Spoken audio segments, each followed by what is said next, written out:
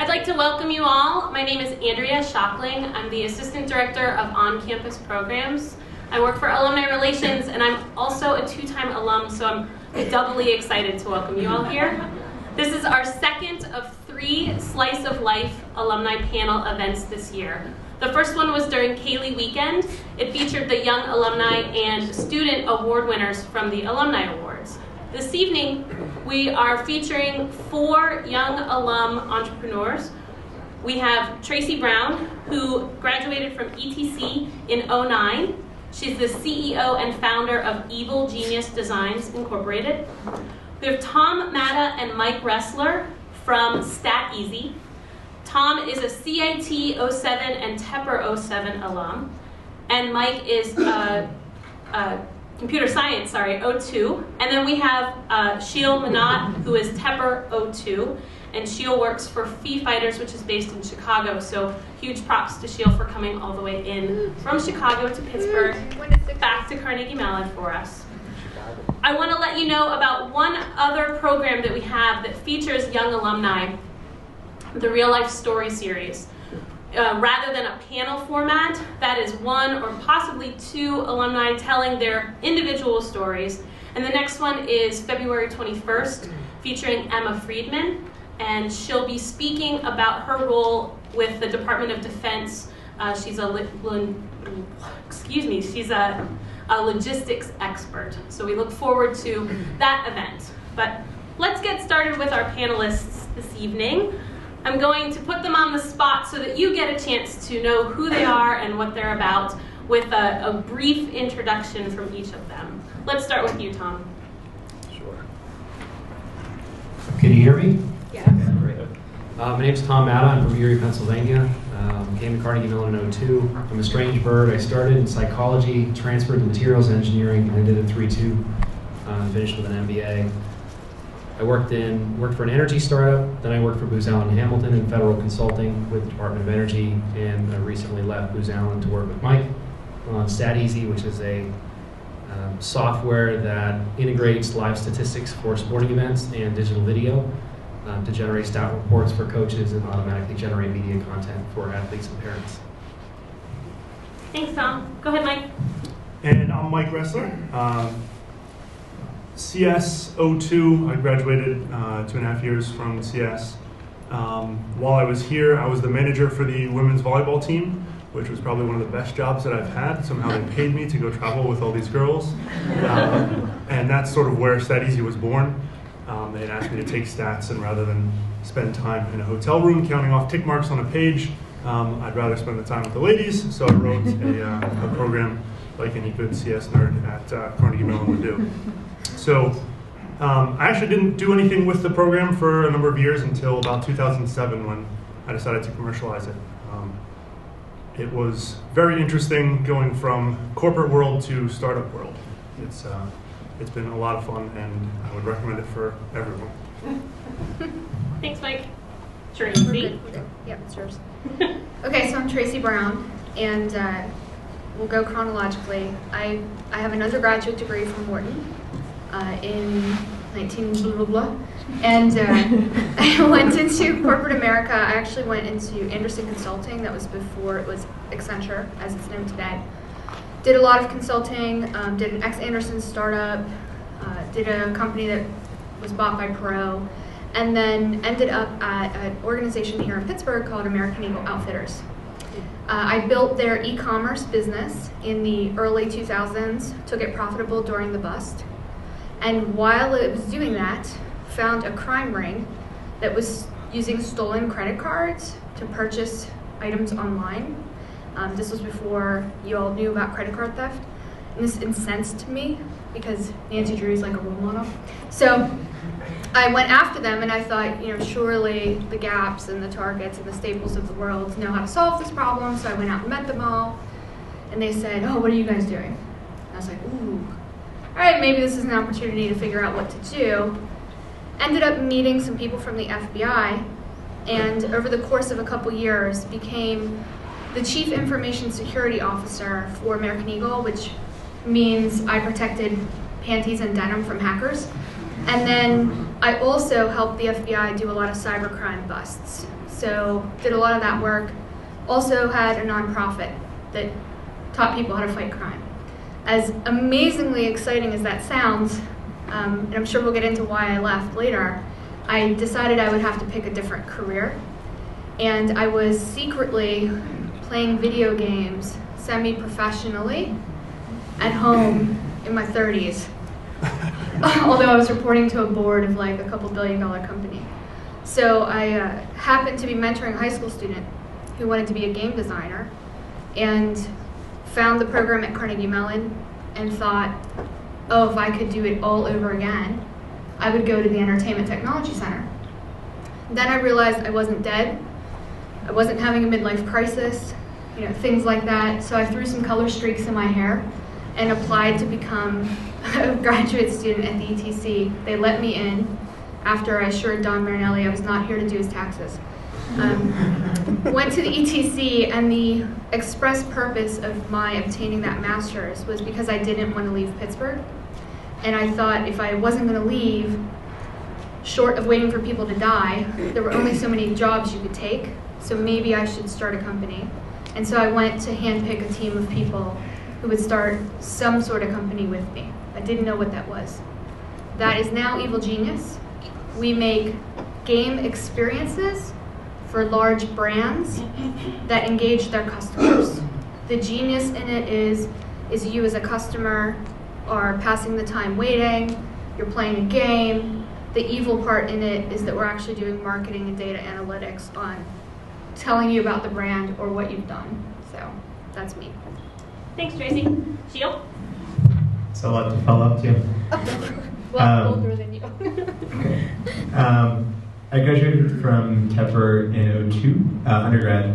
It's really close here. It's pretty loud. Is this good? Everyone can hear me still? Yeah, all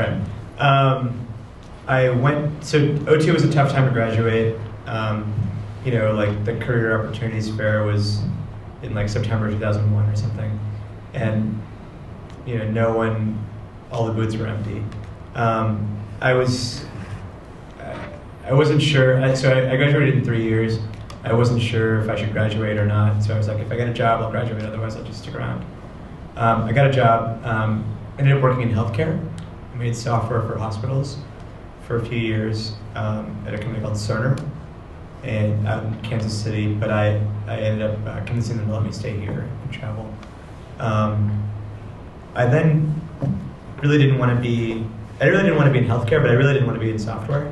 I wanted to be on the management side. So although I didn't want to be in healthcare, I sort of said, hey, this is a skill that I have.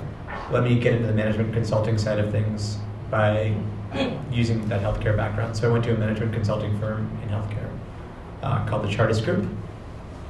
And it was great, but it wasn't really what I wanted to do. I wasn't really passionate about healthcare. So then I decided to both apply to business school and to try something different. I applied to this program called IndyCorps, which is it's like the Peace Corps, but it's a fellowship where you spend a year in India volunteering.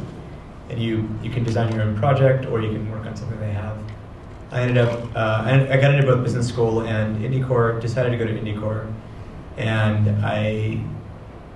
through IndyCorps, I worked for Kiva.org. Are you guys familiar with Kiva? Like a show of hands? Okay, so a few of you guys. For those of you who aren't familiar, Kiva is a microfinance website. It's a platform to connect people in the developed world with people in the developing world through loans. So you can use your credit card online and make a loan to an individual in the developing world. And so when I got started there, it was really just getting started. I was, officially the first director of marketing, which was a really interesting time because a lot of really exciting things happened for Kiva, and it really took off. At the time, there were no loans. There's this constant battle between loans on the site and people coming to fulfill those loans. And there were, at the early stages, we thought, oh my God, we sit in front of so much money. Like, everybody wants to come make a loan to an individual in the developing world. And then there were like wild swings the other way where no one was coming to the site for over a month. But now it's super successful. Several hundreds of millions of dollars have been lent out. So anyway, I did that for a year and a half. I moved to India to try to start Kiva in India. There were some governmental restrictions that ended up coming in the way, but it was a good time. I eventually did go to business school. I went to Michigan. I had deferred previously. Went to the University of Michigan. I was completely unsure what I wanted to do again. And so I applied to like every job. I interviewed with like Lehman Brothers, Bear Stearns, interviewed with tech companies, Amazon, Google, Apple, and then I interviewed with consulting firms like BCG and McKinsey. And I just really didn't know what I wanted to do. But I knew ultimately I wanted to be an entrepreneur. So then I thought, let me focus this down and an entrepreneur in a tech company. So let me focus this down. I wanted to focus on product management. So I ended up deciding to go to Amazon for my summer internship, but then also getting convinced to work at BCG, this management consulting firm. So I split my summer. I thought, let me just do half and half, because I just really couldn't decide. So neither company was really happy about that, but I did it anyway. It's your life. It's my life. It's your life. And so then anyway, I ended up having a much better time at BCG. So I came back to BCG after business school. I was there for about a year, and Sean, this guy that I was working with, had worked with at BCG, had started this other company. He left in May of 2010, and I was starting to think about what else I should do. So I went and I had coffee with Sean, and I said, hey, what should I do? I'm trying to leave. And he said, you should come join me. So I joined Fee Fighters, and Fee Fighters is a payments company. So if you have a website or an offline, if you're a coffee shop, for example, and you need to take payments via credit card, you should use Fee Fighters. Maybe you'll tell us a little bit more about why later, because I don't know if you sold us quite on what to do yet. We'll come back to it. Leave something for the remainder. We'll come back to it. So I think there are a couple of themes that we heard from their very diverse range of experiences, right? We've got a lot of switching back and forth between what I want to do and what I'm actually going to do, and shifting of career options, which is awesome. Lots of stories there. As well as both corporate and startup experience. So we're going to tease some of these stories out a little bit more during the course of the evening. Let's go back to you, Tom, because I want to know about, Tom is the most recent undergraduate in terms of our panel, right? So, well, I wasn't going to put it that way, but sure. So, how quickly were you able to find a job after your undergraduate, and then you also did, Tepper right afterwards. So how quickly were you able to find a job after graduation, and was it the job you expected, right? There's a lot of expectation about finding a job after you are finished at Carnegie Mellon. So talk a little bit about that experience. Well, I'm an interesting story because I was a 3-2 student who graduated with an MBA and no experience. So it's hard to go into the job market when you're overqualified in terms of education and underqualified in terms of experience. So I did not have much luck in terms of going through the normal recruiting channels at Tepper and through the Tartan track.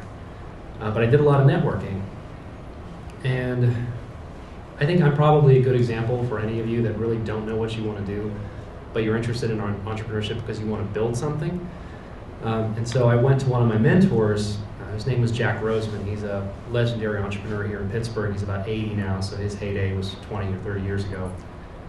And he said, Tom, you just need experience. So what I want you to do is I want you to work for a small company for 2 years and leave no matter what. Then work for a big company for 2 years. And you can either leave or you can stay, but from that 4-year experience, you'll have a better understanding of what corporate and work experiences are available to you. So within that in the back of my mind, I was networking in Pittsburgh after I graduated. Now, he actually introduced me to the chief scientific officer of a startup that was a CMU spinoff from the Center for Advanced Fuel Technology, and they took a chance on me and gave me a job because they recently signed a big round of institutional investment. So I graduated in May, and I got that job in September. So it was a long summer. So what did you do during that summer? Well, I did a lot of networking. That you're allowed to. Yeah, what can I say and what do I remember? Did a lot of networking, did a lot of road biking here in Pittsburgh.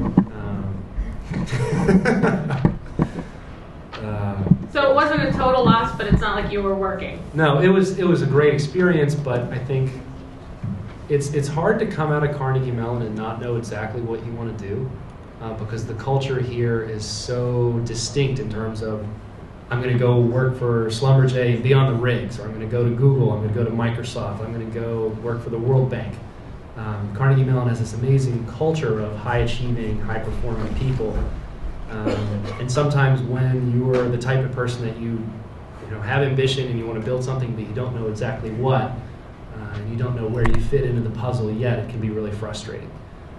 So it was an amazing summer, but it wasn't the most enjoyable because I didn't know what I was going to do with my life, and I just finished an MBA and an engineering degree from a great institution that expected a lot of me, and I kind of felt like I was letting it down.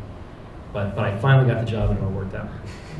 And that's why he's here, right? Because we know that it works out in the end. So Yeah. it's good. I think it's excellent to hear from our alumni that they didn't necessarily know all the answers as soon as they graduated. So students take note of that. It's okay. Things work out in the end. So Mike, when did you make the decision, because you referenced this, to take what you had done as a student activity, being involved with the volleyball team, and turn it into a company idea, something that could actually work as profit generating for you?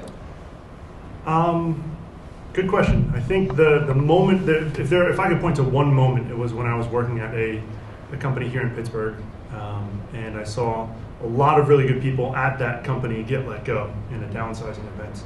And that sort of made me question, my job security and kind of, would I take somebody else's job or would I create new jobs? And did I have something that I could create? I'd like to sort of parlay on top of the Totally. expectation. I don't know that I had an expectation for the jobs that I would have coming out of Carnegie Mellon. I knew I wanted to be in computer science since I was in 8th grade. But I didn't really know what that meant, and I didn't have sort of a purpose behind that. And it's really interesting to sort of compare Tom's 5-year plan coming out of Carnegie Mellon with my 5-year plan. Tom's 5-year plan was very explicit. He had a fantastic mentor who gave him some very explicit advice that said, hey, do this for 2 years, do this for 2 years, do this for 2 years, then reassess. It's fantastic. He's got a lot of great perspective from it. Mine was not at all that explicit. It was, what do I want to do now? Let's stay in computer science. Let's stay in Pittsburgh. Okay, so here I am. But once I sort of combined all my passions, which is I coach volleyball. I played volleyball here at Carnegie Mellon.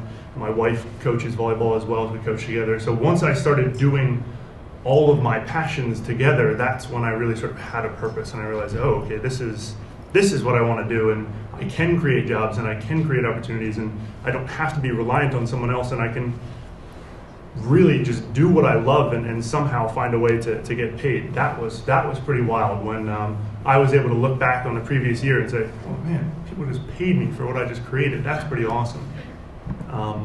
Which I think is a pretty awesome moment in any entrepreneur's sort of creation or life story. Having some of that first customer was pretty cool. How long did you work for a company before switching gears? So the very first company I worked at for 3 years, then the next one 5 before switching ships. So the first one right out of Carnegie Mellon was a startup in Pittsburgh. It was just much smaller. It was about 30 employees. A company called CombinedNet was recently purchased. I then went to, just through networking and through volleyball contacts, not really with a purpose, but I switched over to a company called Vocalect, also in the Penn Hills of Pittsburgh. They also recently got purchased for quite a bit. But those transitions weren't purposeful. They were just sort of, okay, I'm graduating, I need to look for a job. this is cool, this is in my industry, I'm working with smart people. So that was a good way to be, but it wasn't me finding my purpose yet. So it's an interesting compare and contrast, and here we are side by side working for the same company. So it's interesting how we all arrive where we are. I'm just going to keep emphasizing that we're hearing like the same themes over and over again, right? We hear that that transition happened multiple times, that nobody really figured it out right out of the gate. I just anecdotally think that it's a really important thing to emphasize, that it might take you more than that first year out of school to actually find the passion and find the means to then kind of live on that passion. So thanks for contributing to my theory, all four of you. Okay, so Tracy, Yep. you made this ginormous shift midway through a fairly successful career to go play video games. Yep. Let's talk about that. Yeah. So why did I do that? So I guess when I graduated from undergrad, I had a very explicit goal, which was not to be poor. That was my 5-year plan. Like, I was not going to be poor, and I picked consulting because I wasn't sure what I wanted to do, and it would let me see a wide range of different things. Which is kind of, the irony is not lost on me that I now have a startup and I am poor, 15, 20 years later. But that was the goal out of school. When I landed at American Eagle, it was one of the 2 best jobs I think I'd ever had at the time. I was there for about 8 years, and I enjoyed being in that type of an industry. I enjoyed the product. I enjoyed looking around the room and seeing who was helping my stock. That was very tangibly rewarding. But I had a moment in my 34th year. It was a moment. And I had not a drastic health issue. I feel like this is where you have to be authentic, so you know these stories. But I had a health issue, and I was sitting in front of this doctor, and he was like, we're just going to have to operate. I was like, I just think you're more experienced at cutting things. I think I'm equally as well read, and no, I don't think so. So I kind of did some research. And in that same 6-month period of time, I was sitting in front of 2 bosses who had gotten promotions, and I should have gotten a promotion that year as well. And I didn't. And I was like, what am I doing?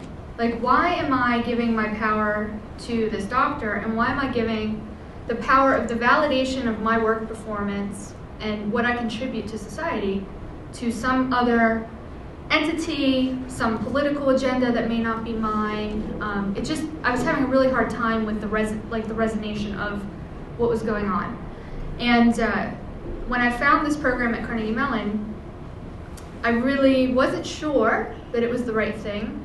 I knew that through my gameplay, particularly with Star Wars Galaxies a few years ago, and now with Star Wars The Old Republic, which just came out December 20th, hypothetically, I knew that through my experiences through those games, there was this innate amount of my business degree that went into the design of those games.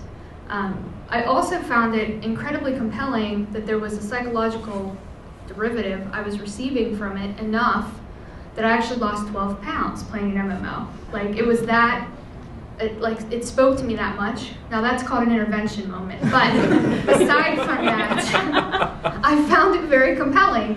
And so when I went to CMU, when I applied, I didn't exactly know what I would be doing next. But there was a moment in my statement of purpose to get into the ETC that kind of solidified the issue for me. And while I had been an achiever, I had a career that people would have given eye teeth to have. I could have been advising the White House in 15 years on security if that's what I wanted to do. I wasn't satisfied personally. And in writing the statement of purpose, what I realized is towards the end of my high school career, as I was preparing for college, I had always said I would go to CMU or an Ivy League school. Like, I have many stories, and that was what I said for years. So I went to Penn, and that moment when I made the application, I chose what I call a quantitative existence over a qualitative existence. To put color to that, CMU is very much about right brain, left brain, right? It's part of the ethos here. I was a singer, a poet, I did theater, but I taught myself how to program BASIC on a TI-99 with like cassette tapes. That's how old I am. So I kind of lived in both worlds, and since I didn't want to be poor, I went for that quantitative path, because I thought you showed up for work, you did a good job, you got promoted, there was a raise, you kept going, and that's not really true. And so when I was writing the statement of purpose to go to the ETC, what I realized is I hadn't honored kind of the creative, qualitative side of who I was, and that maybe that's where the dissonance was. So that was the moment in making the decision to switch. Yeah, I missed the paycheck. I won't lie, but I can always go back and do it again. Are you happier now? No. Yeah, it's not. Thanks, Tracy. Very authentic. No, it's about scale. It's about scale. Depending upon the day, there are moments where people have selection biases, right? Where you're at your job and you're like, oh my God, this sucks. I hate it. These people are stupid. I can do this so much better. I need to find purpose. I need to save children. Like whatever goes through your mind. And then you give up multiple six-figure salaries and financial stability, and you're like, oh, I'm free, out saving the world. And then you realize you're eating ramen instead of Ruth Chris all the time. And you're trying to constantly struggle with, what really is happiness. And I think, I'll just go on a ledge. I think that people that find themselves at institutions like Carnegie Mellon, people that find themselves at institutions like Penn, aren't people that ever rest on their laurels. And so the pursuit of happiness is a pursuit of continual education and continual experience. And so I'm happy in that I'm evolving. I'm not happy with where I am as a success criteria for the startup today. Mm-hmm. So I wish to be happy one day. I don't know what that will be. I know I'm happier than what I was in corporate America. But this isn't precisely right. It isn't my volleyball at this moment. Okay. So we heard a little bit about Tom's 5-year plan and Mike's 5-year plan and Tracy's 5-year plan. Sheel, tell us about your 5-year plan. Or if you didn't have one, why not? You wanted to be poor, right? No, I'm like Tracy. I wanted to be rich. I didn't want to not be poor. But it took a while. It's still on the path. Some of us are bootstrapping. Yeah, if sure. you want to You wanna help. invest? So you know. No, exactly. I'm not there. Still on the path. Yeah, let's see. So I guess I'm more in the not have a 5-year plan. Along the way, though, I guess I always, my long-term plan was to start a business. So along the way, I tried different things while I was working. So I was making software for hospitals, but there was an ill-fated attempt to start a hair salon in Pittsburgh while I was making software for hospitals. This is awesome. It's probably a really bad idea, but I went down the path, ended up being, I guess, an epic failure. Is a good way to describe it. But I learned a lot from that. I then,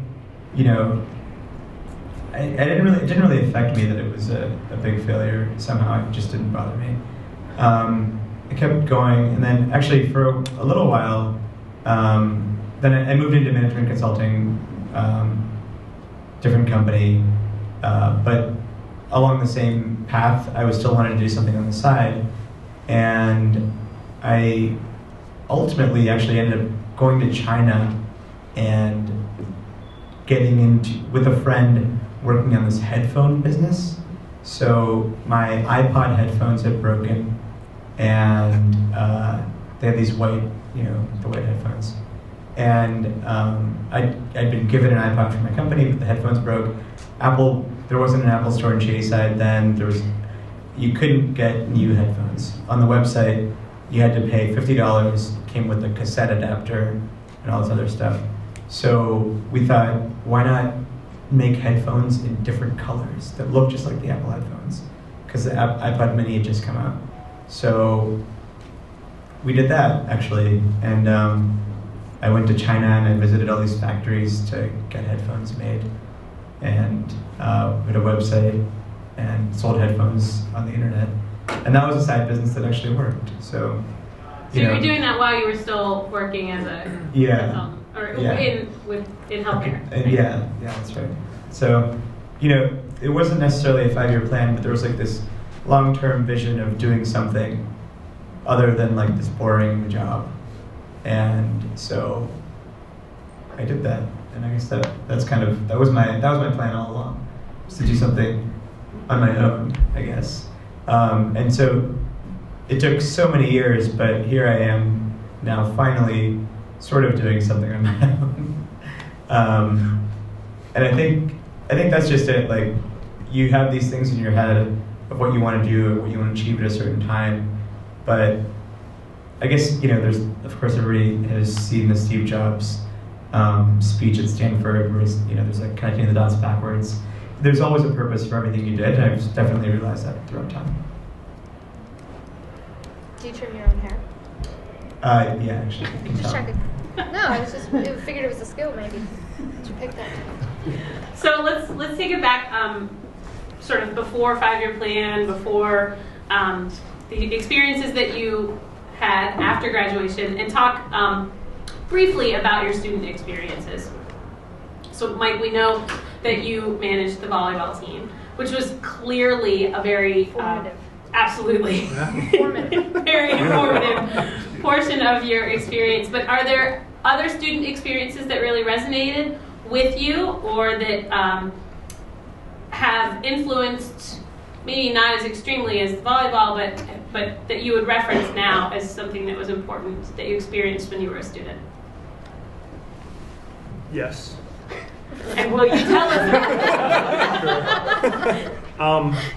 So I would say, I was Greek. I was Theta Xi, and it wasn't what I expected. Coming into Carnegie Mellon, I didn't think I would be Greek. I was very much a nerd. Some of the stories Tom's heard from me are extremely nerdy from high school, but we can talk about those later. You can ask me about that. I'll volunteer them. You have to drag them out of me. But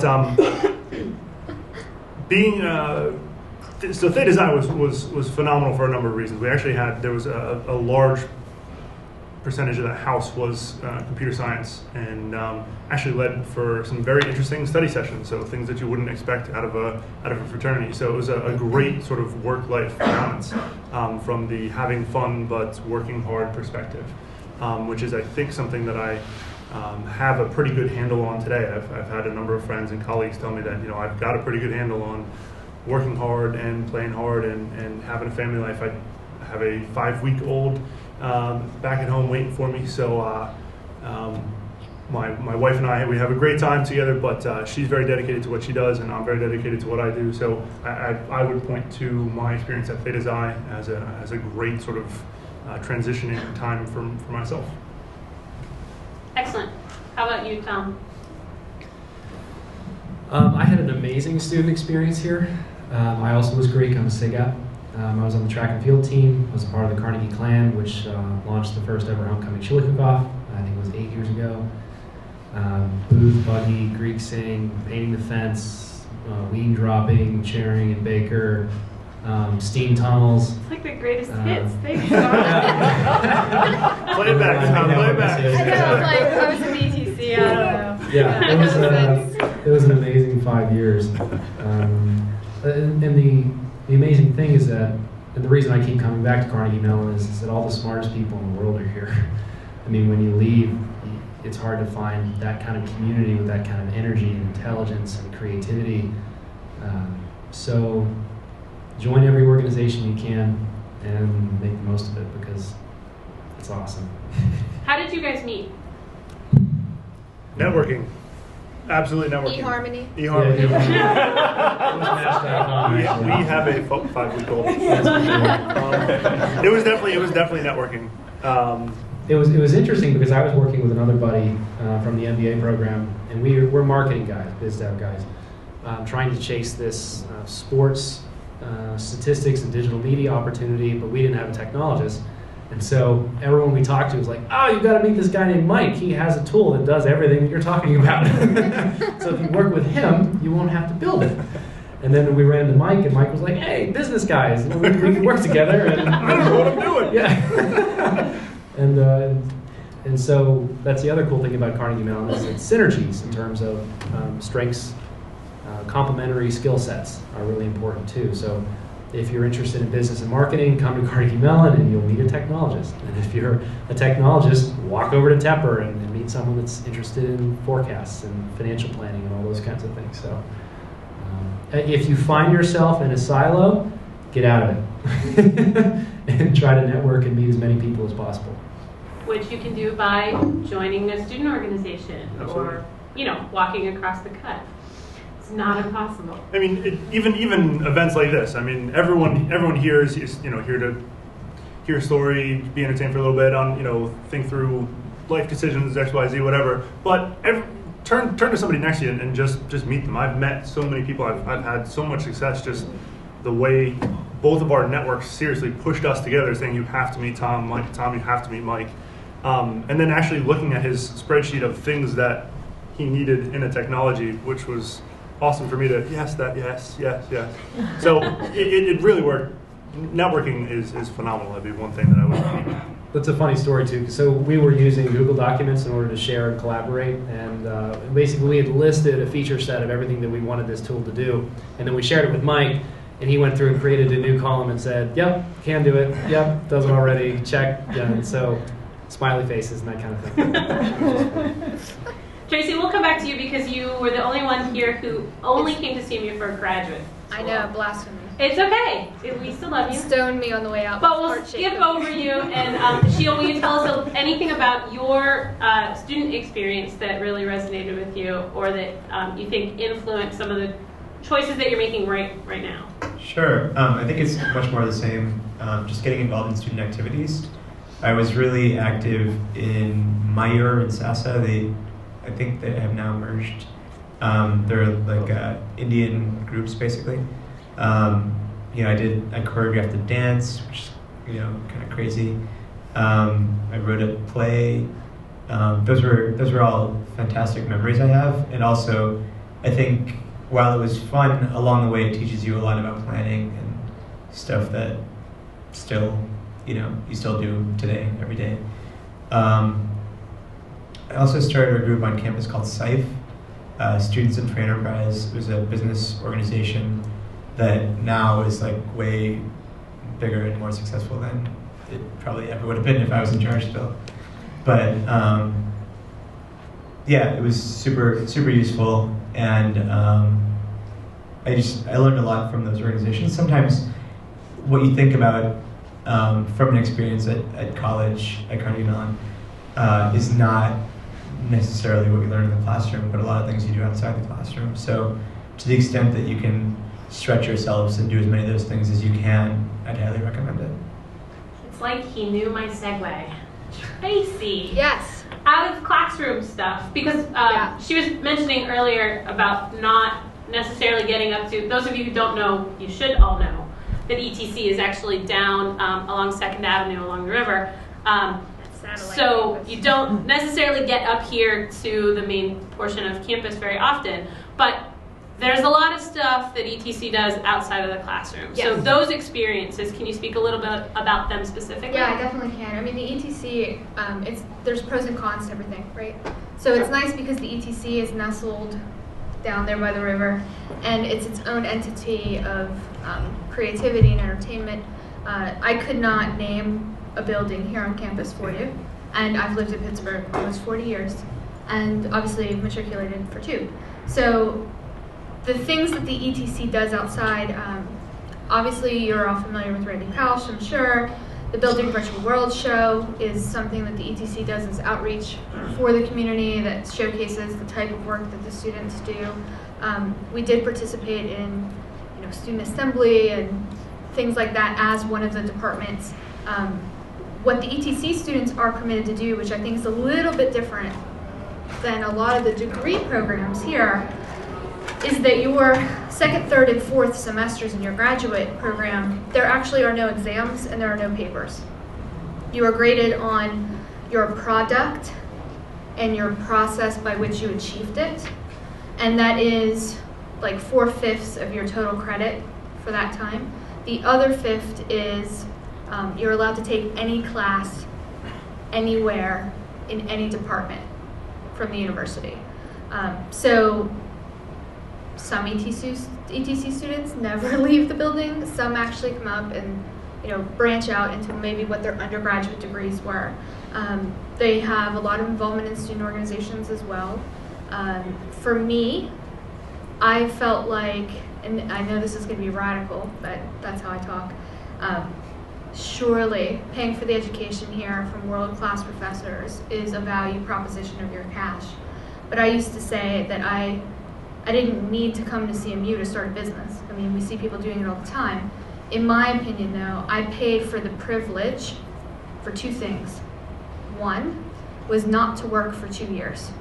So I paid tuition for the privilege to not have to report somewhere outside of an educational institution. And the second component of the value outside of the ETC, which is, I think I was one of the only people actually that came up to Tepper, was the network of people. So I paid for the network at Wharton, but I was too young and inexperienced to know what that network was. Like, I went to school with Josh Koppelman. He's the founder of First Round and sold half.com. Like, I was in school with him. What did I know? But when you get older, you know these things. And so when I came, I'll tell you a story actually. When I came to the ETC, the very first thing they said was, "Oh, Wharton." He actually called me that for 6 months. Don called me every time he saw me. I wasn't Tracy, I was Wharton. He's like, "Hey, Wharton, what do you want? You want to do my taxes?" And I was like, "No." He's like, "Well, why do you want to come to school here?" And I'm like, "I just dropped $10,000 on gaming equipment in my house because I have like 2 accounts for my Star Wars characters, and I needed to have a better routing system because of the amount of drain." And he was like, okay, stop. What is it you want to do? And I'm like, I really want to start a business. And he was like, okay. He's like, but you're not going to talk to those Tepper kids. And I was like, why? Like, they're just misunderstood. Like, I feel like if I'm from Wharton, I need to explain the Tepper students. And he's like, they just come down and they say, you guys built the games. We'll figure out how to sell them. And I was like, nah, that's not really what happens. And sure enough, that is actually, that is what happens. And so I didn't believe it. So I ventured off campus one day and came to, is it Project Olympus maybe with Lenore? I don't know, they were having some event. And the reason I came is because the foundation of my company, this is a perfect example of what they're talking about. We were looking at how do you make waiting in line fun. The whole ethos was, what if waiting could be something worth waiting for? And so we were experimenting with tech, like how can you engage in-line play? And one of the things we were thinking about was an RFID-based bracelet that had input devices. And I'm like, well, I'm at CMU.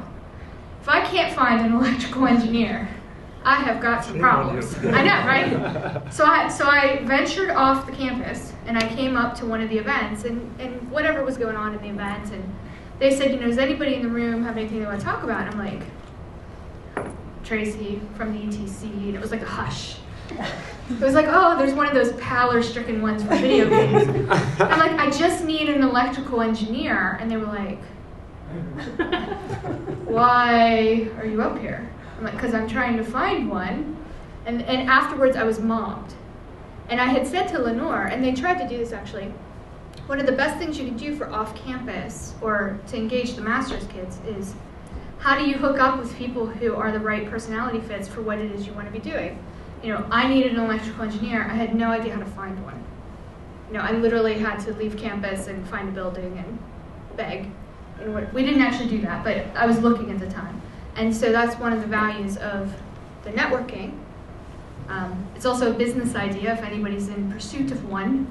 We need a system that's eHarmony for entrepreneurs. Just saying. But otherwise, that's probably one of the things that I did as a student that a lot of people do not take advantage of, which you should. You're missing out. Return on investment on your education, you're missing out if you're not talking to other people. Even more than going to class, but I didn't say that, professors. Okay, so let's get a little bit more specific about this network. We know that Tom and Mike work together, and I think we've heard Tracy reference that she has some other alumni who work with her. So let's get more specific about that. And Sheel, let's start with you. Do you work with other Carnegie Mellon alumni in your job? And how does that influence the culture of that experience at work? Yeah, our CTO, Josh, is also a Carnegie Mellon alumni. He has an arts degree and a CS degree from here. That is actually not how we met by any means, although we were on campus at the same time, we didn't know each other. And yeah, I mean, I guess we certainly have like some jokes, or like, you'll post something. Yeah, okay, thanks for the full disclosure there. I know who this third person is, so that's why Sheel's here. We've got a common friend, right? Yeah.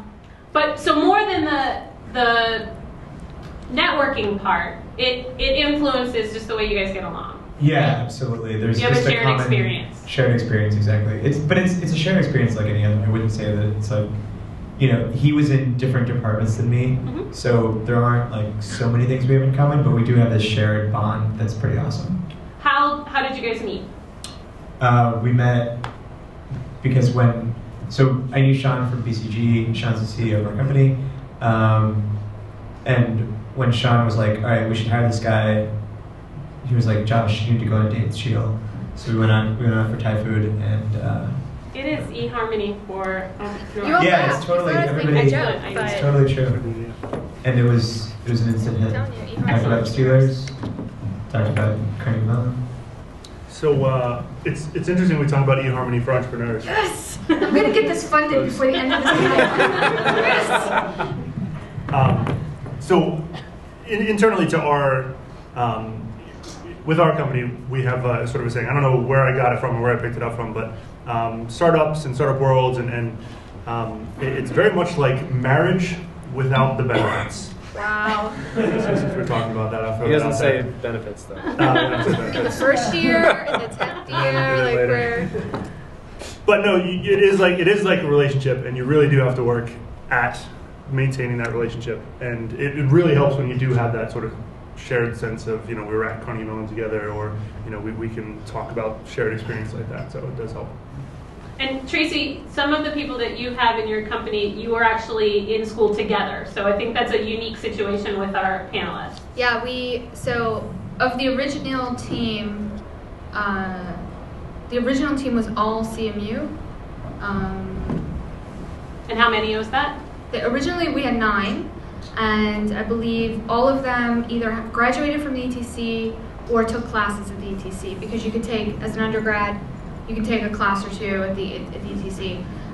Of the people who remained, I have 4 full-time people. 3 of them are CMU. Actually, Allie's in the room, so she's CMU undergrad. 1 went to ETC with me. 1 did CMU undergrad, comp sci, and then we have somebody who infiltrated from Brown. But it's okay. It's still, it's Brown. It's all right. It's my last name. It works. We'll just go with that. Yeah, so it is a little different, and I guess having gone to 2 different schools, I can say that it's about a common experience. There's an assumption that if you got in here, you're not an idiot, at least within a spectrum of what that might be defined as. So it's true. I mean, you can think it, but I'm going to say it. It's true. So when you look at the shared experience of the bonding and actually going through undergrad or graduate school here and graduating, it's actually the same at Wharton.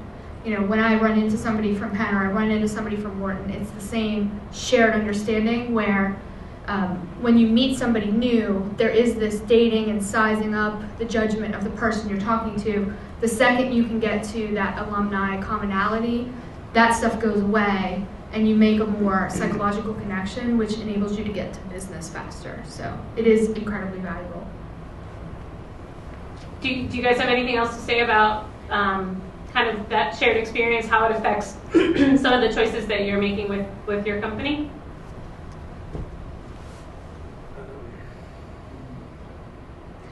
No. I'll add something. Go ahead. I think this is incredibly important, and it's only from having done this that I've learned it. And that is having done the first year or two of a startup to where it evolved with a bunch of CMU people. One of my professors, I was telling them about some of the stories of what had gone on, and she very astutely said to me, always remember that a bunch of great individuals does not a great team make.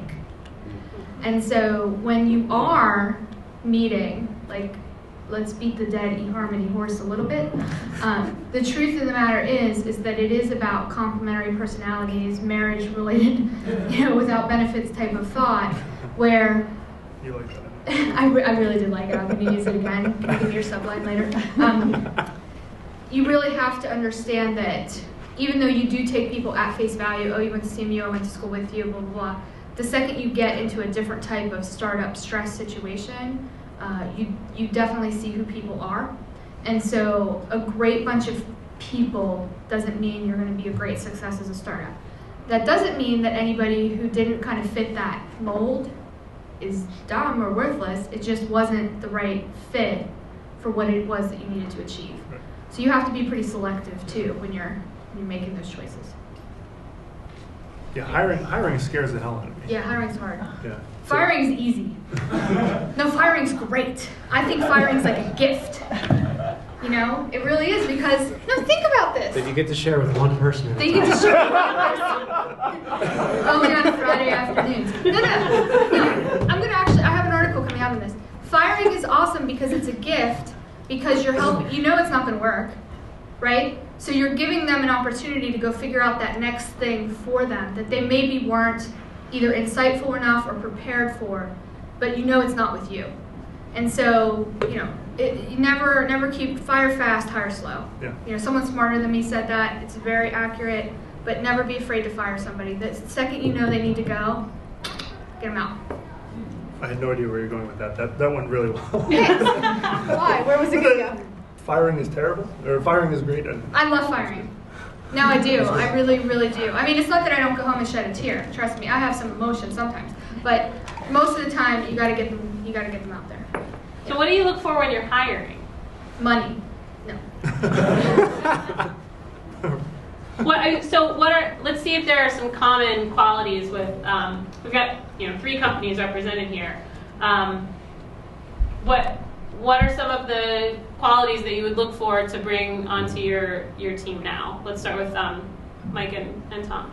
I don't know that I've done enough hiring to talk as educatedly as maybe some of these other folks on the panel, but so I haven't hired anyone without sort of a trial period.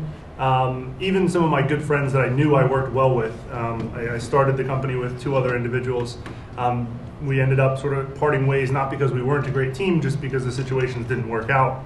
And in that, firing was good, actually. So that's no, it really is. Say. Really, I can see that. I jest, but it's true. It's true. Tears were shed. I get you. Yeah, but, tears. What do I look for when bringing them in? It's really just that the passion, especially where I'm at now, with who I might hire, has to be very much a self-starter. I can't spend my time directing whoever it is that I'm going to bring on. I don't have enough time for myself. I can't really invest a whole lot of time in bringing somebody else up to speed. You sort of have to figure out what you need to do and then go with it, and it'll either work or it won't. And I've only had, I haven't had to, haven't hired that many. So it's worked out with Tom. It's worked out with Steve's the other fellow that's on our company, but maybe so far. It was funny because Mike said, "I'm looking for a self-starter."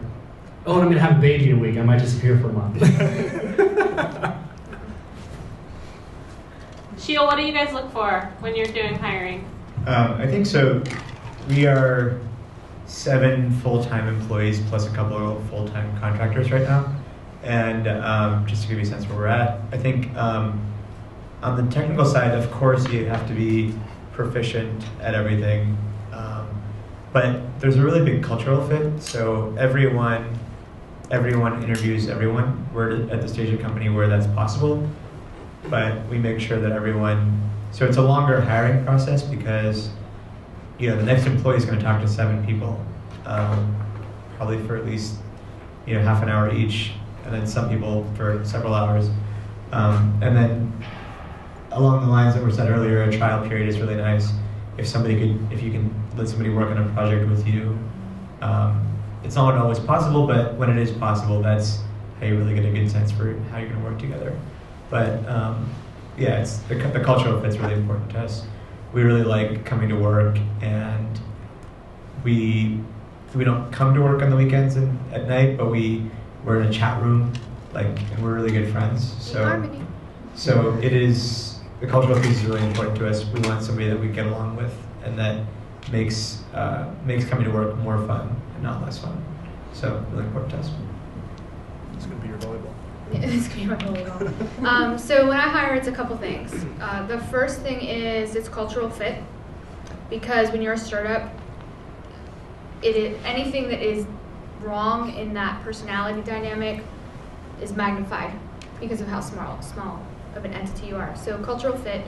I look for versatility in terms of what they've done in the past. So Allie, I'm going to use her, so she's a great example. Allie's our artist, and that word just doesn't really fit her, and yet it does.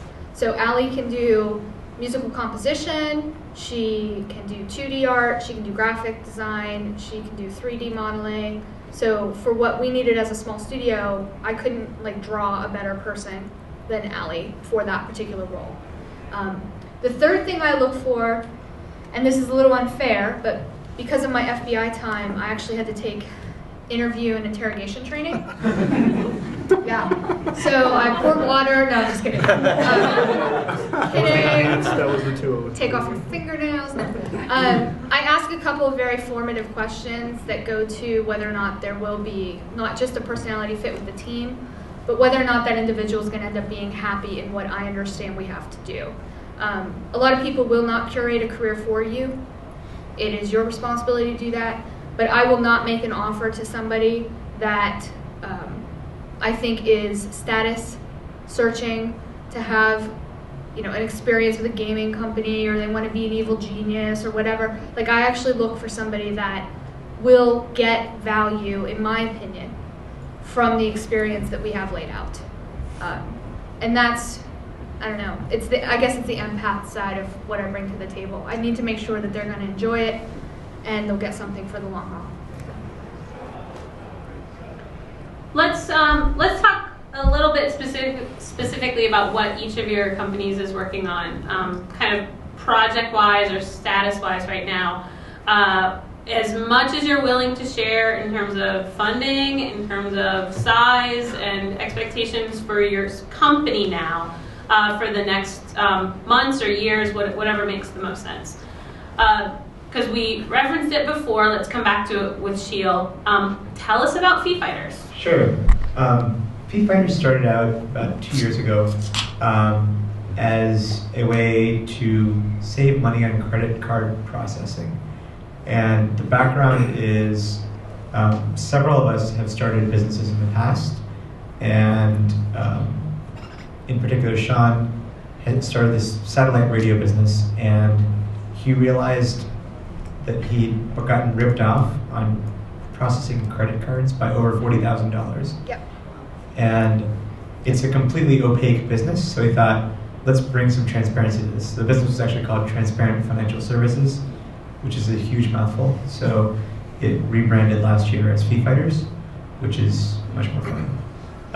But we're a marketplace business, so, and just for background, credit card processing means if you are a merchant, let's say you're a coffee shop, when you swipe your credit card, some of that money goes to Visa and MasterCard, some of it goes to the bank of the customer, and then there's this other layer that is involved in just sending the transaction.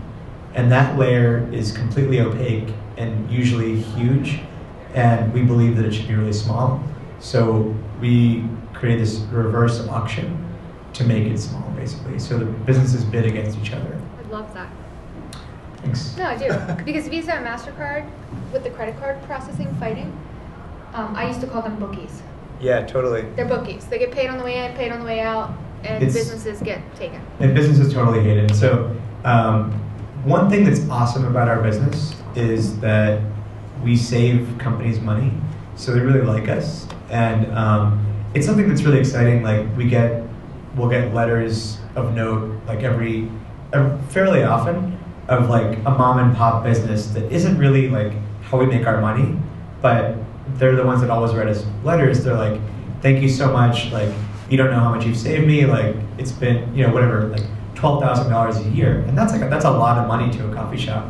So those things really make our day bright. Do the companies have to pay to use your service? They don't. It's totally free to them.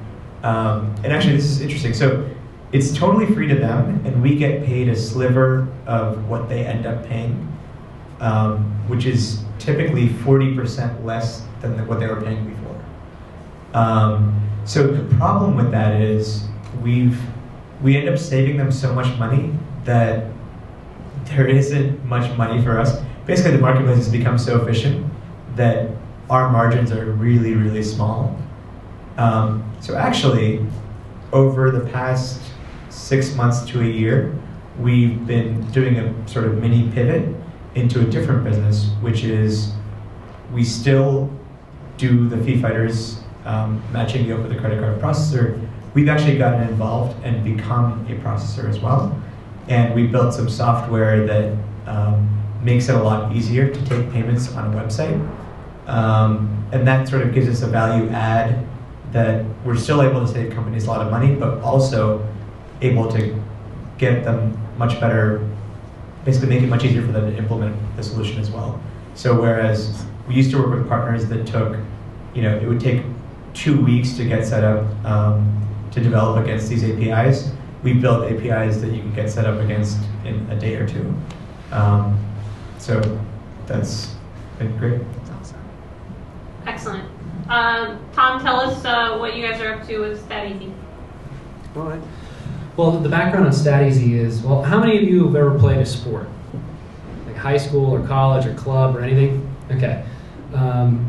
We have a software that enables coaches and statisticians to record live statistics of whatever happens for a sporting event. Say if it's soccer, it's any number of passes, number 10 passes to number 12, passes number 13, who kicks it to number 15, who does a bicycle goal.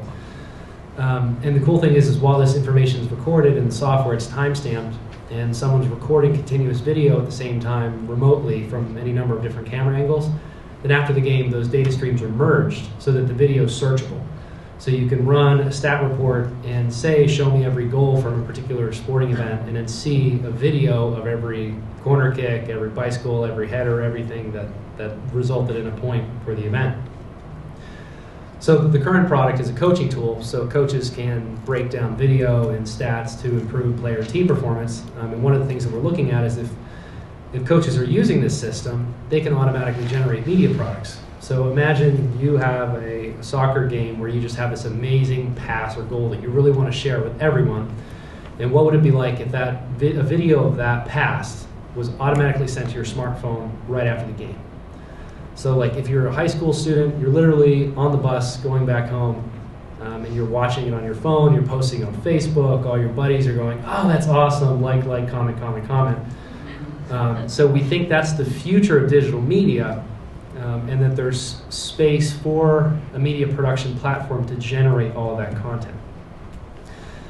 So fortunately, Mike's been developing this amazing tool for the last few years. We had a patent filed in 2009. We're trying to raise money in order to streamline our operations, get into the cloud so that you can store, so that coaches can store this content remotely and then access it through mobile devices, iPad apps, iOS apps, Android apps, that kind of thing, to enable this production and sharing. We have a great story that illustrates the concept.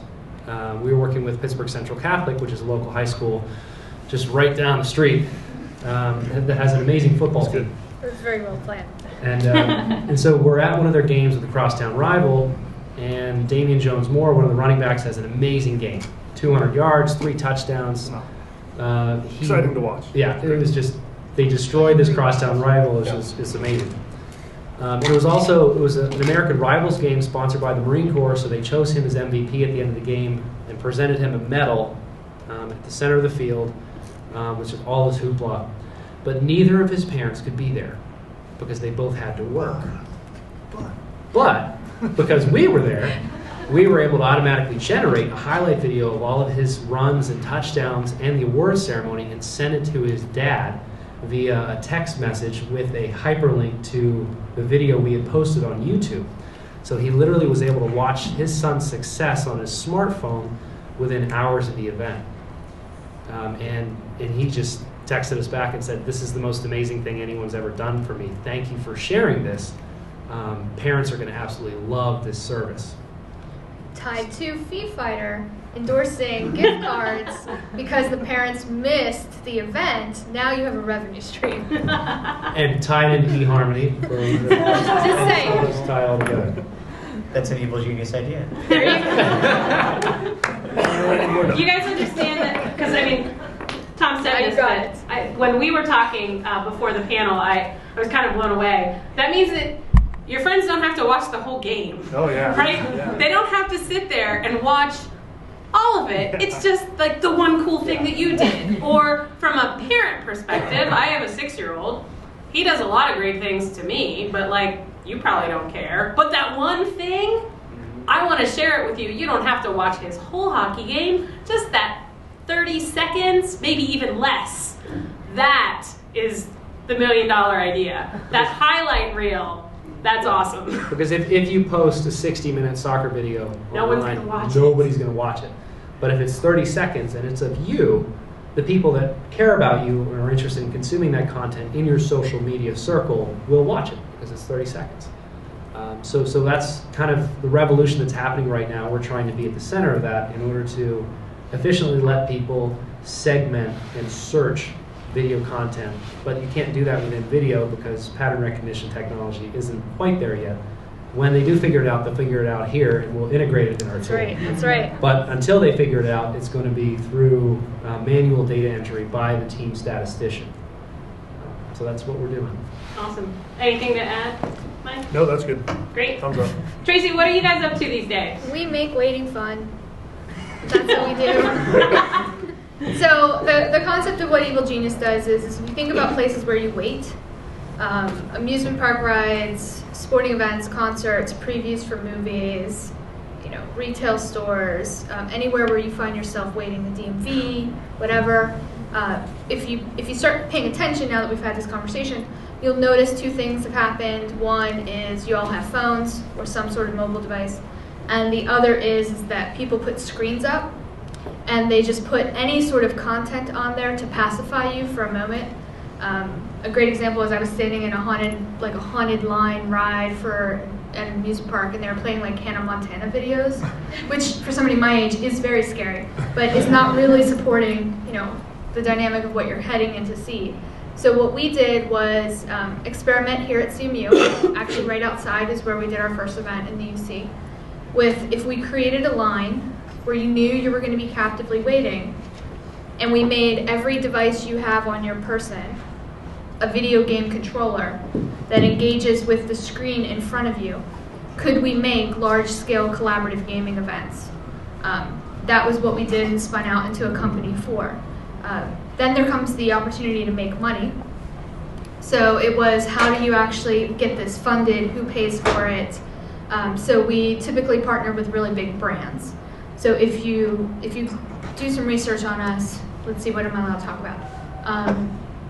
We are one of the PepsiCo 10, which PepsiCo did an open call for the up-and-coming disruptive tech companies. We were part of the inaugural class, so 500 companies submitted, and they picked us as one of the 10, and we did a program with Pepsi.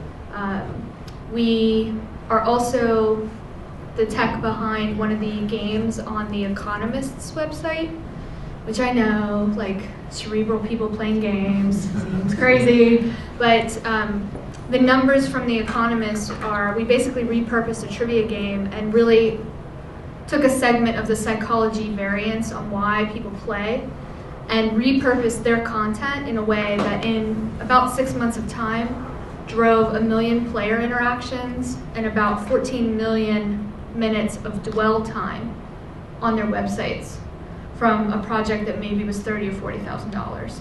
So if you think about advertising around that, here's something I want to engage with. I'm a narcissistic individual who wants on a leaderboard or collecting achievements, and therefore I'm going to spend that time looking at how I fare against people who compete in India, whatever. They actually have an opportunity to drive revenue from gameplay. And then we've done some other things, like we did First Night, we've done a Toyota event for the auto show. You know, those are probably the things I'm allowed to speak of. We're raising money. So I've put personally about $300,000 in, and then the rest of our money, we did about $100,000 with Idea Foundry, and the rest of it's come from client contracts. We're still trying to raise money. I could talk about that at length for a different event. Things that have happened to affect our raising of money. Well, we were trying to sign a deal with an amusement park that has a lot of fish, and hypothetically, one of the big ones ate a trainer, and so that kind of ruined the contract for us. This is true, hypothetically. We had another business deal go bad. No, somebody said that to me actually, like this should be the name of my story when I write it, like, and then the whale ate someone. Like, that's gonna be the title, so look for it. I had another deal almost close from a Wharton friend of mine, believe it or not, who just opted not to give me certain paperwork on the deal, so that deal didn't go through. You know, raising money is a completely different life experience. There is no class on it. That's why you need your network, because they'll only tell you the true stuff at the bars on who to talk to and who not to talk to. Hypothetically. Can you just clarify why you have projects that you can't talk about, just so that they understand? It's not like... Because we like mystery. No. We have projects that we can't talk about because of the state. So there's a couple different reasons. One would be the state of where the project is, like any startup, right? There's intellectual property that you can't disclose, or the fact that somebody's using our tech in a way that no one's done before. Another reason is that large corporations are very protective of their brand, and since they can't necessarily curate what you may or may not say at an event like this, you're not actually permitted to speak about it. Other organizations are known for their amazing ingenuity, and it would be embarrassing if they were found to be subcontracting some other company with something that they didn't create themselves. So there's a lot of different business flavors, and when you're starting, you have to decide what you're willing to give up in order to advance your goal. So, thank you. So I'm going to open it up to questions, because I think we have a fairly wide range now of experiences. You guys have heard some details on both individual and from the company perspective, and references to their student experiences and now kind of where they are moving forward. So I'm going to open it up to questions that you can direct either to the entire group or to one or two panelists individually. Have at it. Go ahead. So this probably goes more to Tracy and Sheel. So you had consulting experience before you started your own company. Does that help in any way at all, or is it like a counteract, or can you share more on that? I'm going to repeat the question just so we have it for the... the question is about previous consulting experience. Tracy and Sheel mentioned that they had some specifically, and does that help you now with your experiences with your own companies? So for me personally, I think consulting is the best experience that I could ever have, short of being in a startup before doing a startup. And the reason is that you see a variety of things as a consultant that if you take a corporate job that has a very defined role, you don't necessarily get to see. So in my 2.5 years with Anderson, the reason I left Anderson actually is because I became too expensive from a bill rate standpoint to do what I felt was fun. And so I wanted to get back to a more learning, hands-on, experiential component in my career. So I remember the day I walked into my first client, I was billed as an expert at such and such thing, which means you have to come up to speed incredibly fast because someone's paying a lot of money for you, and you have to be able to do project management, presentation, client skills, problem solving, which is really what engineering is. So consulting, I would not trade that particular job experience in terms of it being formative for where I am today. That was probably the best thing I could have done. Thank you. Sheel? Yeah, I actually agree. Most people have a really negative connotation of consulting. No, we're talking management consulting, not IT or anything else. But yeah, I totally agree. I think aside from those things, you learn to be analytical, you learn to be a good communicator, you learn to throw together really good decks, which certainly helps when raising money. So all those things are great. In my case specifically, I did some work in the banking industry in the payments sector, so that was directly relevant to the work. But yeah, great. Definitely would encourage it. But like Tracy said, that's short of actually having done another startup, which would probably be better. Tom, I know you have some experience with this as well. So my 2 years with a big company was with Booz Allen Hamilton in federal consulting. And I'd say that what my panelists are describing is commercial management consulting, which is a great preparation for startup work. Federal consulting is not a great preparation for startup work, unless you're on an innovative project with ARPA, E, or DARPA, or something like that. Yeah. So if you're looking at startups, I'd say go commercial consulting before federal. No other specifics you're going to give us on that one? USA. Okay, more questions? Right here? Yeah, this question for Tracy. Yes, I was concerned. I'm a second-year MBA, also looking to start our own company, and I was worried about as you look to raise money. Are you concerned about your ability to scale the business? Because the investors that we talk to in Silicon Valley, they're very interested in very scalable businesses, execution risk, and it seems like your product is very hands-on, high-touch, custom product for each customer, right? It depends. So I feel like you're a spy. That's one of the things I hear when I pitch. The truth is that we have an out-of-the-box installation where we don't have to high-touch anything other than put an aesthetic wash on it for a brand locale. The tech, I think this is actually a great question. When you think about what Carnegie Mellon might think about, the scale of the tech is actually not our issue. It's more a matter of what's our penetration into the areas that could leverage the platform for what we sell. So my number one bottleneck in terms of having money inside the company right now that's substantial, and we're looking at like $1.5 million raise is what we're out doing, is that I don't have a singular project that is a scale project that then has a times X multiplier. So an example would be taking something like what I have and sticking it in Heinz Field during a Steeler game, right? There's 20,000 people, X number of games, that's the screen, there's how many brand vendors that advertise there. And then if you think about X number of pro football teams, X number of sporting events, X number of collegiate events, that's immediate scale on the same platform. You scale your tech up. So our bottleneck has been more a matter of the penetration into the types of venues. Depending upon the client, it can be very high touch. It can also be a very simple stock bunch of games, like from our library of like 35 games that we don't touch at all. We just haven't sold either to a scale client. We have top tier brands, some that I mentioned and some that I can't, but it hasn't gone to that multiplier effect yet, and that's what I'm trying to sell. Next question? Go ahead.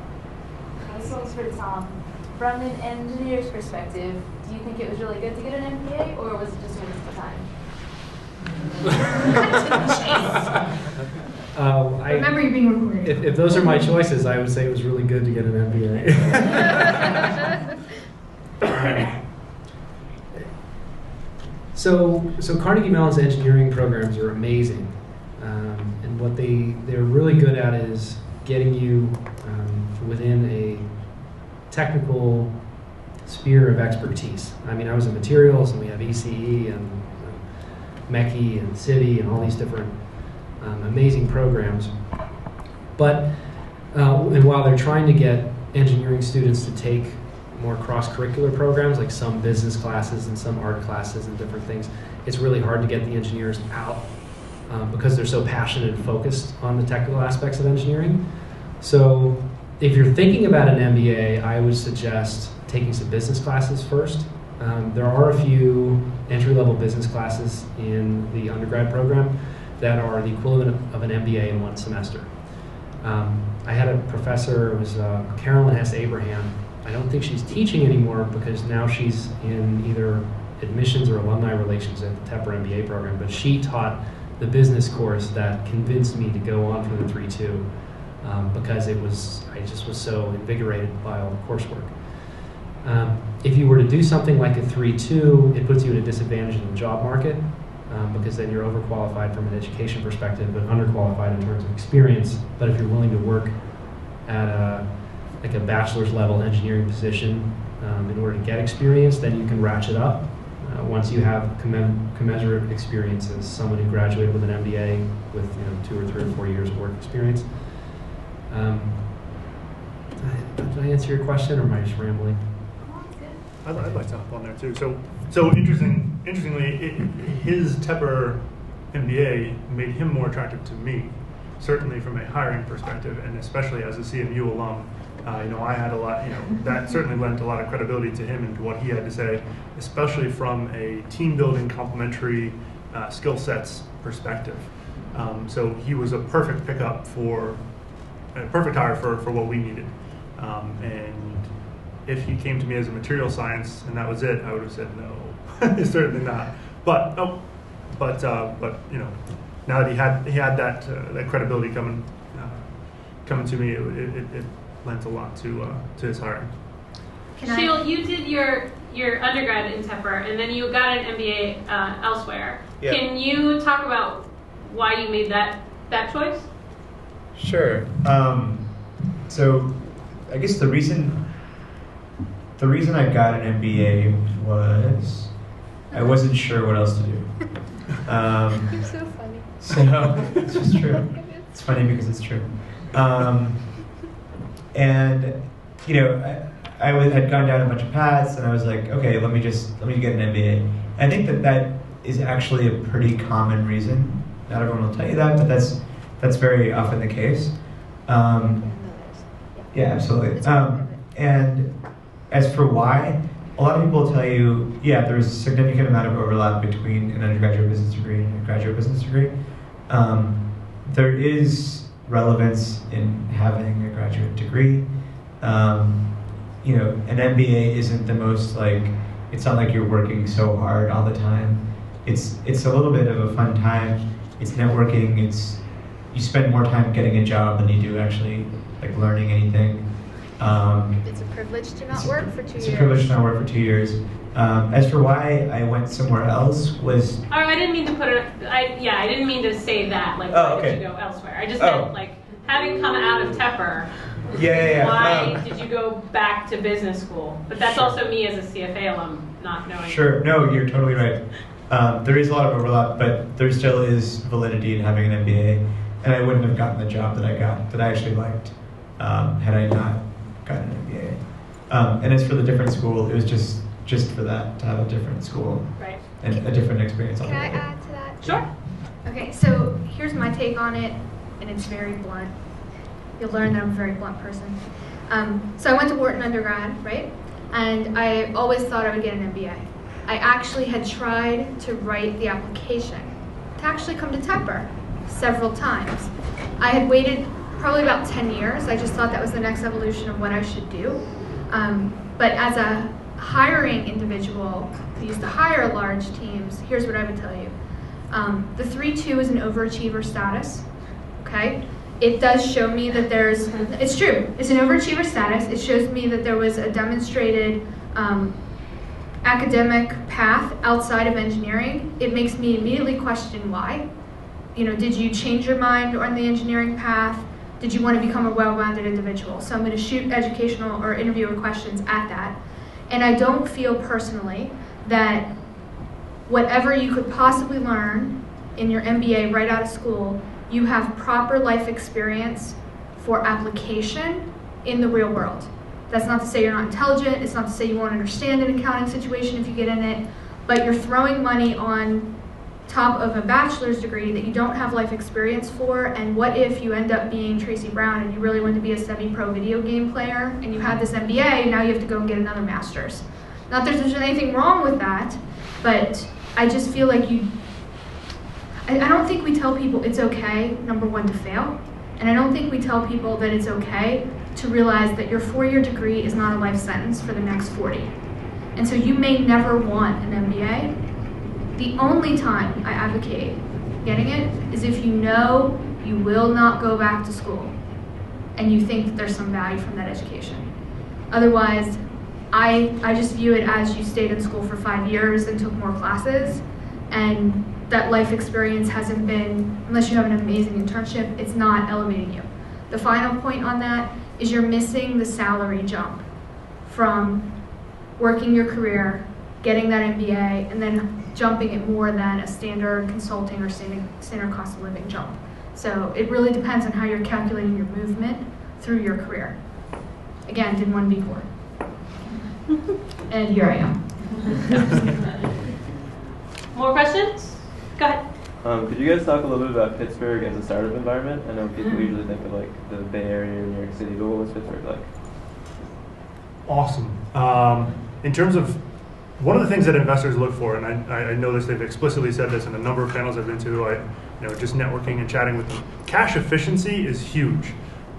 If they can see that they can give you $300,000 and you can turn that into, an equivalent $1 million investment from somebody else in the Bay Area, that's huge. Cost of living is so low here that I've scraped by on 2.5 years of not really having much of an income at all. Now my wife is a teacher and she's bringing home the bacon right now, but on a teacher salary. But we can make that work in Pittsburgh. The other thing that's amazing, and I would not have been able to do this anywhere else, is coming right out of school. It was actually a fellow, I think, at a Tepper as well. He had bought a house here in Pittsburgh and was renting it out to other folks. And I thought, wow, that's great. How much did you pay for this house? How could you make that work?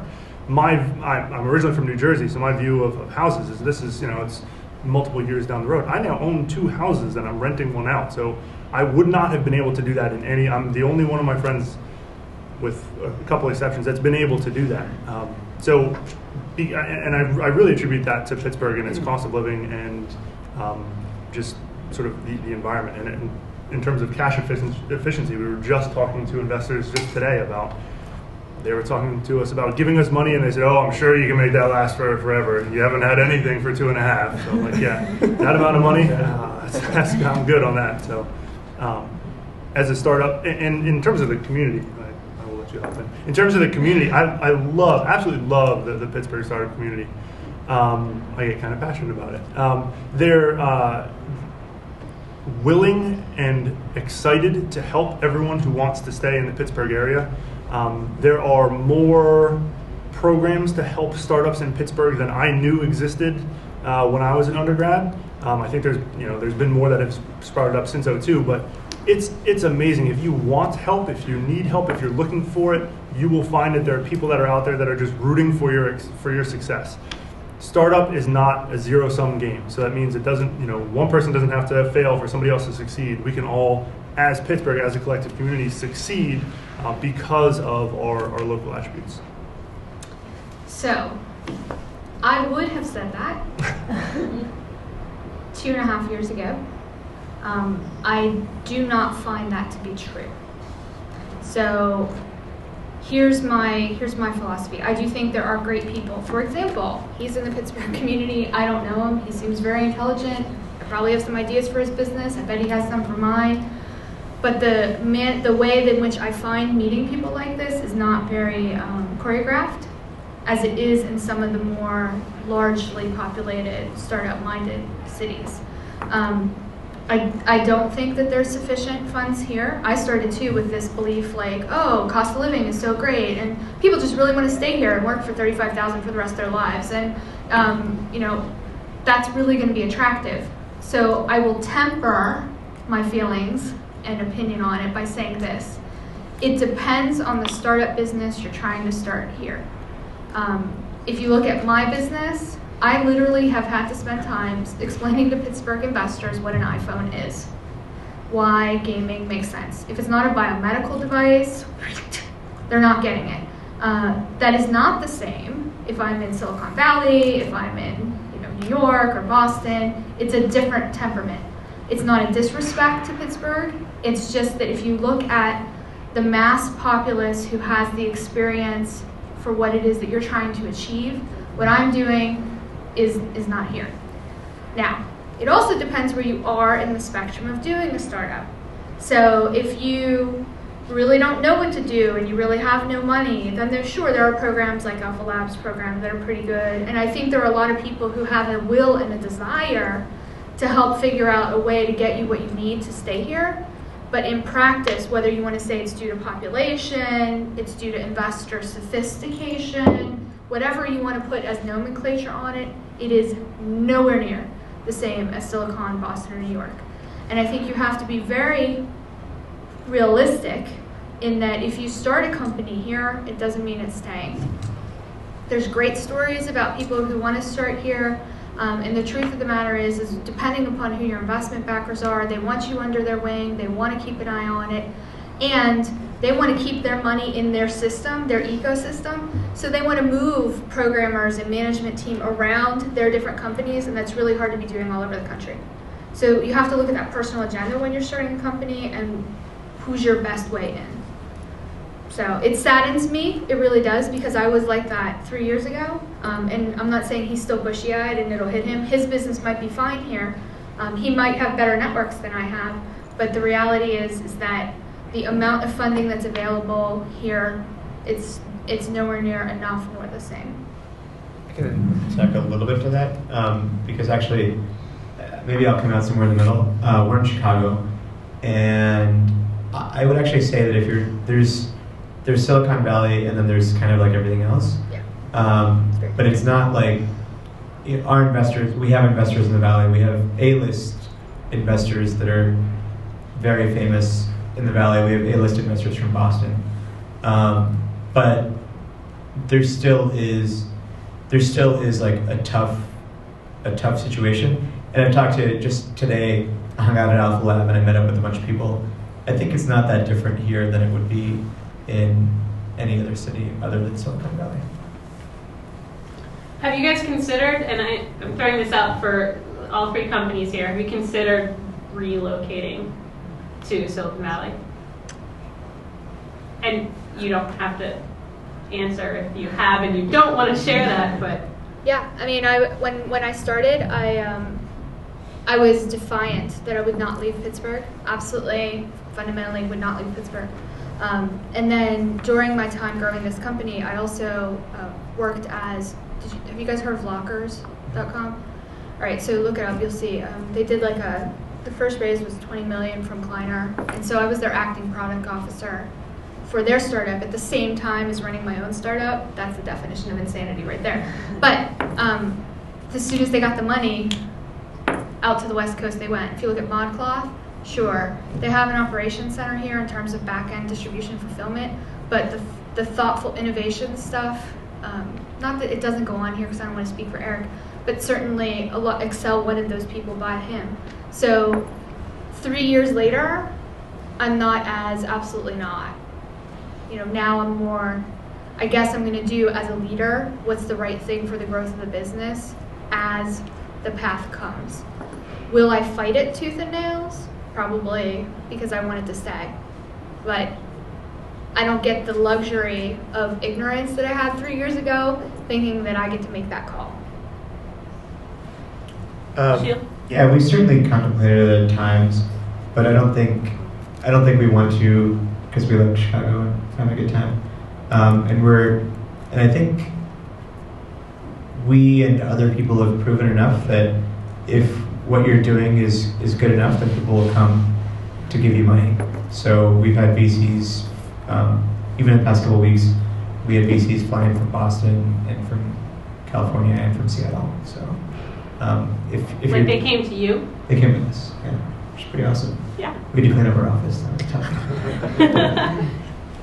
No more haircutting Fridays. Yeah. Mike and Tom? So I think I'll have to check in with Tracy in 3 years. Yeah, I mean, I want you to stay, and you know that probably is my 5-year plan now. Is if we can be successful to figure out how to stay, you know, and do incubation with what's the true story, and to facilitate the people who are interested in helping. But I don't think it's enough today. We've had a number of speakers in through this series and through the Real Life Story series. A large portion of them are based in Pittsburgh, just because it's easier for me to get them to come and speak. So if you want to talk afterwards about some of those individuals who actually addressed that very question, I can give you some names, and all of the past panels and stories are online. Just to add to perspective, Nathan Martin from Deep Local, Love just him. talking about Love him. choices about staying in Pittsburgh versus leaving, and like what you give up by doing that, or what you gain. So, Yep. more questions? Go ahead. Can you guys speak to any of the Carnegie Mellon resources you've been able to draw on in building your startups? Like I've definitely heard you mention networks numerous times. I think I've heard mentors a couple of times. And Tracy, I think you mentioned Project Olympus. Could you guys like speak to any way you've been able to draw on your association? The association for me has been fantastic. So in chasing these ideas, to go to my mentors first in the entrepreneurship department at the John Jones Center over at Carnegie Mellon, and then typically they'll open up their Rolodex and say, you need to talk to this person and this person, and you know, I meet with Jack Roseman once every 4 or 5 years, and he said, you've got to talk to my lawyer, and we had lunch with him today. I mean, he's working in the sports and entertainment and technology space. So I'd say most of the benefits have been informal. We're looking to formalize those benefits, but we'll have to see what happens. But just in terms of the sheer number of cool people that are here at Carnegie Mellon, we were talking with Dave Mawhinney, who's in the John Jones Center over at the Tepper School. He built MSpoke, which sold to LinkedIn a couple years ago. And we're talking about this angle of using the StatEasy software to generate media products, the automatic highlight videos that are sent to your smartphones or Facebook and that kind of thing.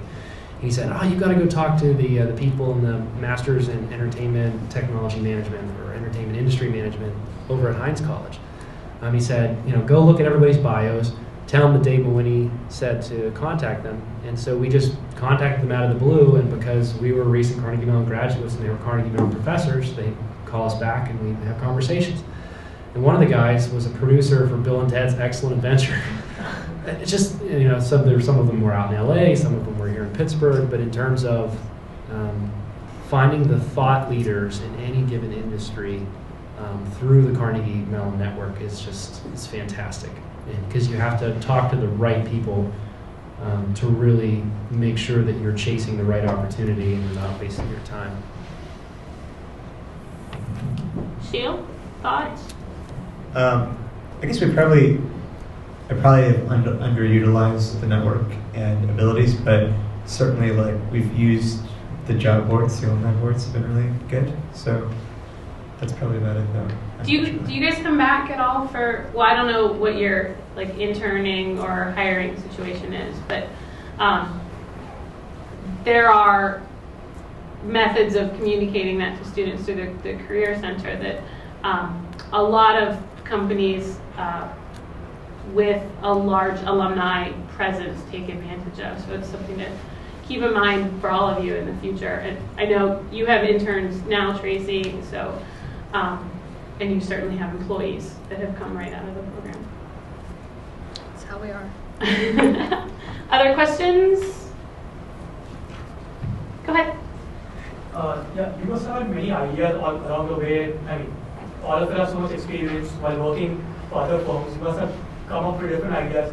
Was there a point where you decided, okay, this is the thing only which I always wanted to do, and you started doing that? Or was it, okay, I mean, this is the best time and this is the best resources I have for this idea, okay, that's where I'm going to start working towards this idea. I mean, even considering past failed attempts where you must have started working on your idea, so which one, like which scenario is something which a person who's started working should think about? Should he wait for his dream idea to work out, or should he just start working on an idea? I mean, this makes, I know it sounds very perfect to say wait for the dream idea, but like at what stage should you stop waiting for a dream idea and start working on what seems the most practical thing? Back when you were playing volleyball? Yeah, volleyball. So my idea just stuck with me. I couldn't get rid of it. I wrote the application in 2000 when I got here on a Palm Pilot.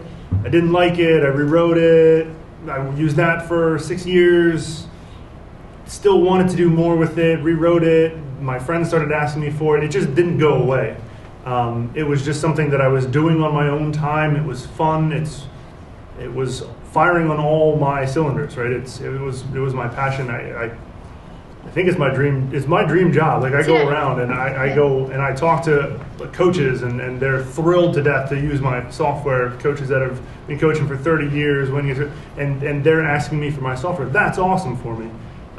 At what point did it become, hey, I need to do this as a job? Was after I had been working on it for so long, and sort of the external impetus was. I saw a lot of really good people get let go in an economic downturn. I saw that. I had this thing. The other sort of external impetus was the company I was working for said either do this full time or do that full time, but you can't do both. And so I said, all right, see you guys later. So I would say, yeah. I mean, have fun. Pursue what your career path, but if you've got an idea that's been sticking around with you, go for it. Have fun with it. I did. I think there are, I don't think you should wait. Well, so my response is, it's just a little bit different, but I don't think you should wait for a great idea. I think that there are a lot of ideas that can be good. It's just all about execution. And, a lot of people have an idea for an online bookstore or a store that sold soap, and who knew that soap.com would sell for $600 million. So I think it's all about the execution. So I think the sooner you can start building something and executing on it, the better, and the more you can fail, the better. Yeah, I think, so here's what somebody at the ETC told me. There is no idea that you have that someone else hasn't already thought of. The difference is who's going to get up and work to make it happen. And so if you have an idea and you aren't willing to get up and work to make it happen, that's either a flaw in your character or that's not your idea. That's not the one that you're supposed to be working on. I could point to probably about 8 different ideas I had in the last 10 years that are now businesses, and I kick myself. I mean, Allie hears me pontificate. I'm like, this idea, and then 6 months later, someone has it. So if you have a design on an idea, it's about execution and not necessarily about, did you come up with the next Twitter? And I think the other key point is like even what she was talking about, the idea that you may have may morph into a different idea, but you won't know unless you get it started and you have a team of people around that are willing to kind of incubate that thought with you. So. Actually, and the last thing on that is, it's gotten exponentially cheaper to start a business. Yeah.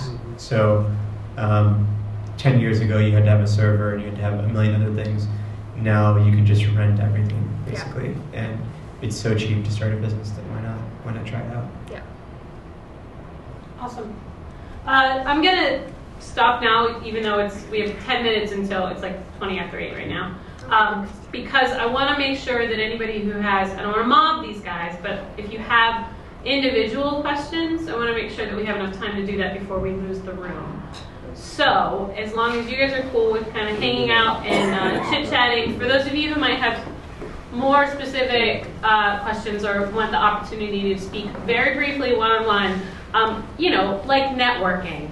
We're going to do that right now. I want to thank the panelists, Tom, Mike, Tracy, and Sheel so much for coming.